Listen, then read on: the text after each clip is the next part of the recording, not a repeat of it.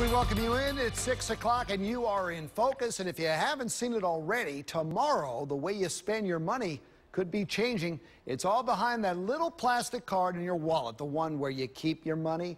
A new chip built into it is changing up the game. Dakari Turner's here to explain all that tonight.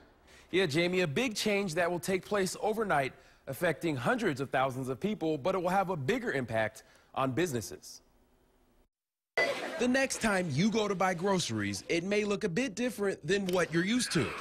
And that's because starting tomorrow, these are supposed to look much different. It's known as chip and pin or chip and signature technology that's being introduced in the U.S. market for debit and credit card payments moving forward. Right now, when you go to the checkout to buy groceries or stop at that fast food, Have any coupons you today? swipe your debit card to pay. Moving forward, Wade Barnes, First Mariner Bank's Director of Retail Banking, says you will instead dip. Simply insert it.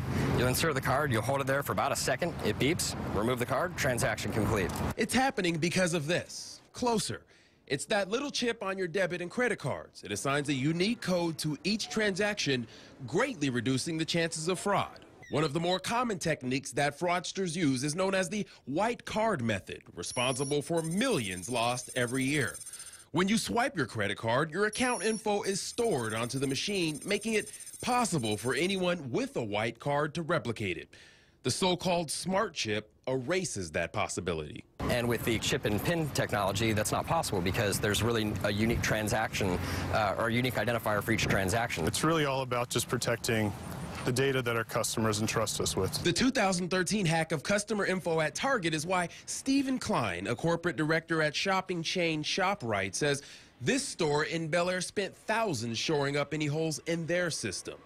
Though the new terminals able to read smart chips will come at a steep cost, Klein says keeping hackers away from your money is well worth it. It's really just the cost of doing business for us, and there's no price that we can put on what our customers' data would be worth. There is also incentive for businesses to upgrade. Right now, banks and credit companies are on the hook for recovering the cost of fraudulent purchases, not the consumer. However, starting tomorrow, businesses without smart chip terminals will be on the hook for shelling out that money instead. We don't want to see merchants all of a sudden start taking losses. Important because Barnes says banks like his are capable of absorbing smaller losses that businesses may be ill-suited to handle on repeated occasions. But still, some consumers wonder just how long until the next change. So how long is it going to be before these people trying to steal the identity get around that?